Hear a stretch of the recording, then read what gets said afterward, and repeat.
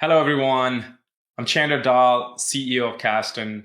I'm very grateful to have some of the awards that are listed here, especially Microsoft MVP for 12 years. I've written a book on scalability patterns.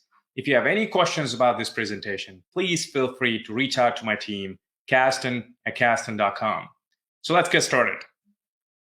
The first thing I would like to point out is a beautiful presentation by my friend Mark Brown, Principal Program Manager at Azure Cosmos DB Microsoft, and his talk on data modeling and partitioning. I cannot do justice to data modeling and partitioning in 15 minutes, so I only have 3 really good patterns for you. But if you have not watched this talk, I highly recommend it. It's on YouTube, and feel free to check out the GitHub repo listed down there. Here's my LinkedIn. Please feel free to add me. At Cazton, we use 30 plus data modeling patterns, and Cazton's a preferred Microsoft partner on Microsoft Azure Cosmos DB. We work with Fortune 500 clients, large size, mid-size, small companies, as well as startups all over the world. So we have this amazing benefit that we pretty much work on a lot of use cases.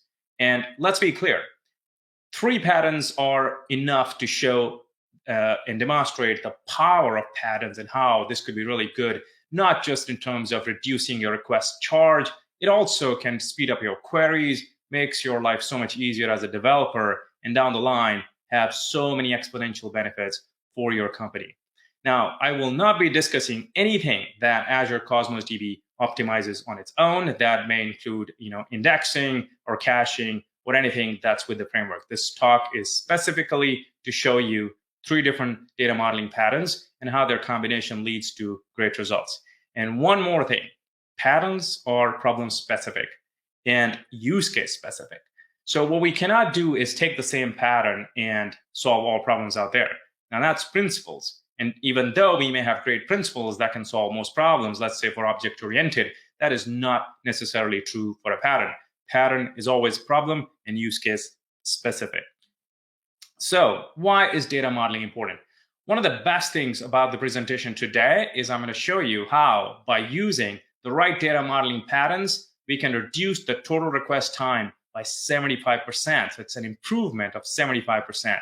We have been able to do this multiple times, but I'm going to show you examples where request charge is going to be improved by 99%, and so is your query time. And by the way, output document size. Now this is a hard one. How do you improve anything by 100%? Well, it's actually 99.98%, which is pretty close to 100%. This is exciting. Let's get started and see how we code in the industry. Happy beginning, right? Everyone says, oh, by the way, we got a product to launch. It's right there on the right-hand side. And there's a name, here's a brand, and here's a price, and maybe a bunch of colors. Done. And what do we come up with? We come up with a flat document on the left-hand side. As you can see, we have a bunch of properties over there, and then we have reviews. And life is simple. Not exactly.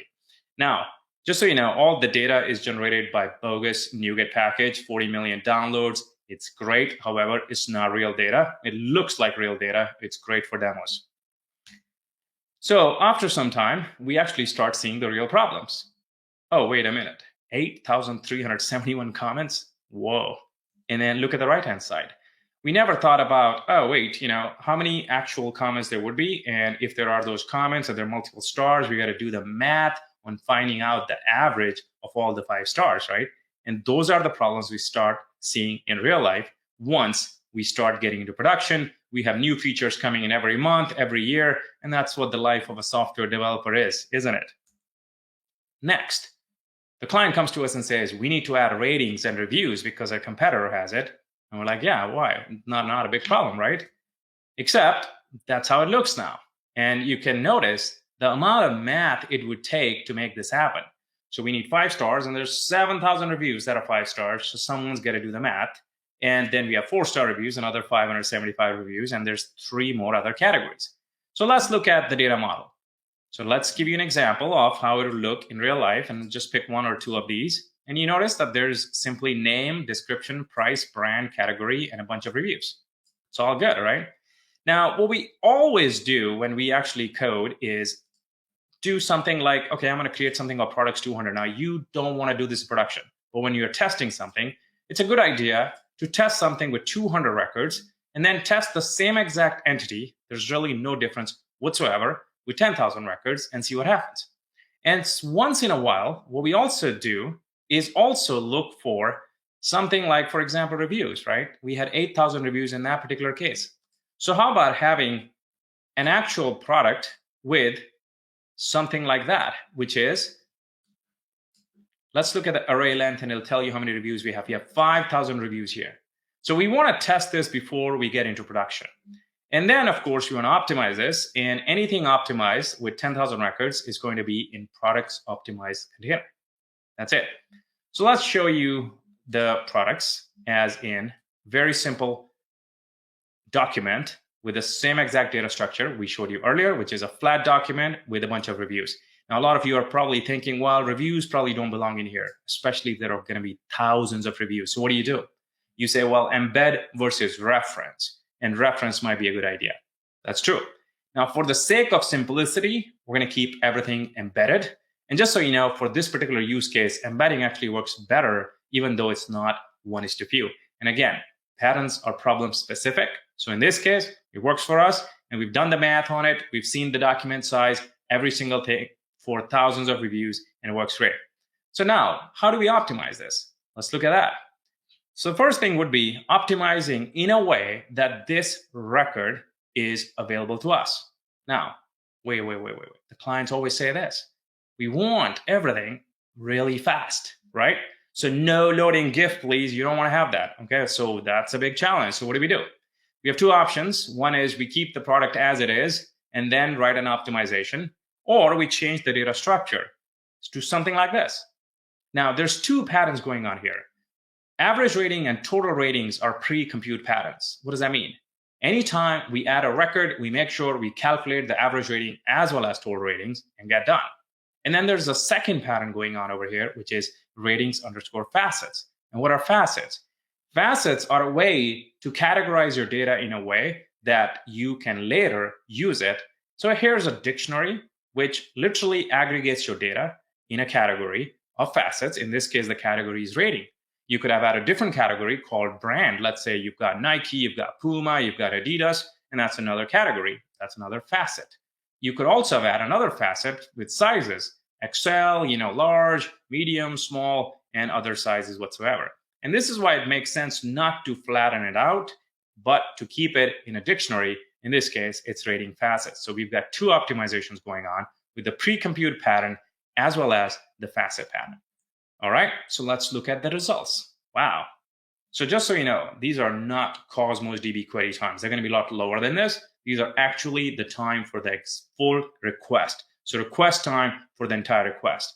52% improvement just by using two optimizations on request time. What about the request charge?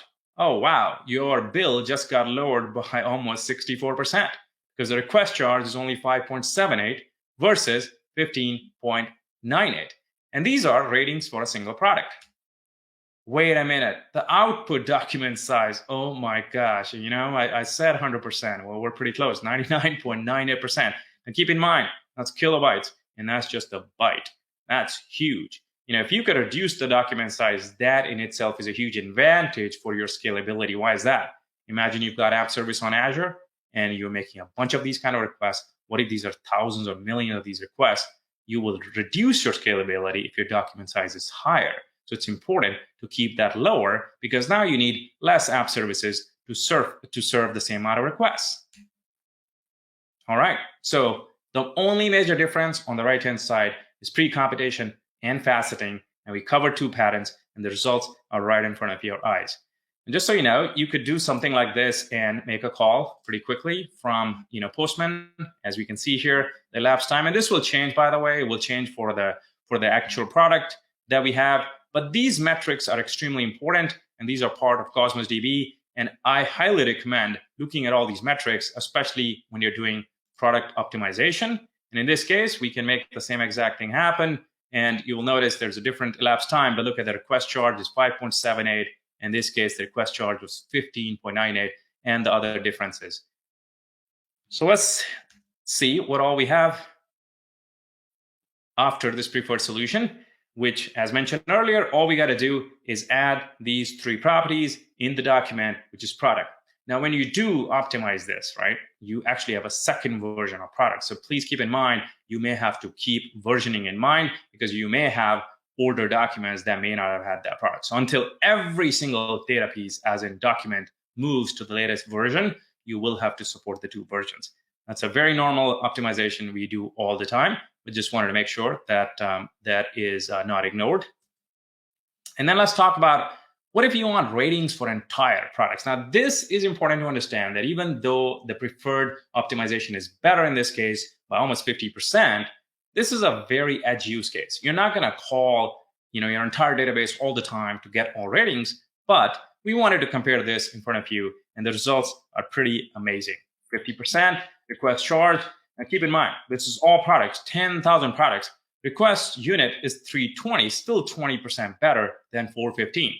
Now, anytime we see something like this, we actually optimize it. So please remember, we're not going to pay RU of 330. We're going to have an optimization that I'll show you in a second that will be better than this one too.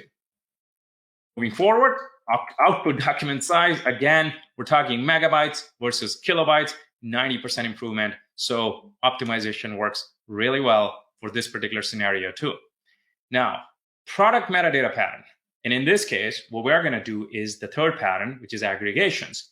And once we do that, you will see a tremendous improvement in how we're making this work. So let's look at the results. First, we're going to compare the products 10K and products optimized. 26% improvement for getting all the rating facets that I just showed you. Wait a minute, 75% improvement when we add the aggregation pattern. So this is the third pattern which we're using on top of the two. Now you notice the combination of patterns makes your performance so much better, makes your life so much easier as a developer. And of course, great for your business because you're spending a lot less money now. Request charge, oh my gosh, 99.45% improvement. I mean, we're going from 415 RU to 2.26 RU. I mean, definitely a pattern I highly recommend. And then finally, whoa, we're going from megabytes to kilobytes to now bytes. It's only 152 bytes output document size. And by the way, this is your Cosmos query time. Request time meant the entire round trip time. This is specifically Cosmos query time. And you can see we go from 81 seconds to just 0.23 seconds, 99.71% improvement. So how do we do the magic? Let's look at it. So what's product metadata? Products metadata is just one record. That's it. And what does it do? It creates aggregations. And remember, I gave you examples earlier, and we talked about rating facets. But what if we had brands? What if we had sizes and a bunch of different, product metadata facets or aggregates that we can aggregate all the facets in something like this. So we have facets, but we're aggregating all those facets in one document, literally one document. And this is the pattern, which is the aggregate pattern. I'll show you another example of this. Let's say something like brand, and we can show you what that looks like. Now, these are the results, and they're pretty phenomenal. And you can compare one by one, product and product optimized, and product metadata, product and product metadata. But oh my gosh, look at the last three. 99, more than 99%, all the way to 100% improvement. And the least one is still 75% better. Phenomenal results. Let's move on. Finally, when we have something like a brand, a lot of times users want to come on a website and say, only show me the brand I love, your favorite brand, and they click on that brand and ask you for the data for that particular brand. Now you'll notice these two look so similar that you go, wait a minute, it almost looks like an array. So what am I missing? And what is the difference if I do it in a different way? So we'll show you brand pattern, which is, the brand aggregate pattern, and we'll show you the brand, which is the normal brand, which is literally an array of brands, right? And you see the difference. So let's look at the difference. Whoa, request unit goes from 81 to 10.71. And your request time goes from 21 seconds to only 1.35 seconds. And finally, your documents, wait a minute, 2,400 documents for that particular product, and it's now just one document. You may not even believe me, right? So let's actually see if that is really the case. So let's make a call real quick. It's going to take some time, and this one's going to be extremely fast. And let's see what it is. All the way down. And by the way, retrieve document is 1, request charge is 10.71. We've got this one back, and as you can see, request charge is 81, and the documents are 2416. So how do we do this? Show you real quick.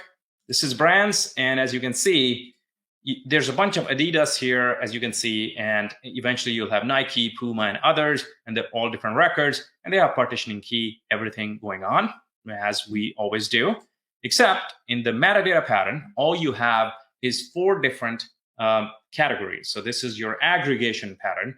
In here, you're aggregating by the category. And in this case, you only have 1 document for entire Adidas, 1 for Nike, 1 for Puma. And again, the size is so small, it's just 1 document. It's phenomenal.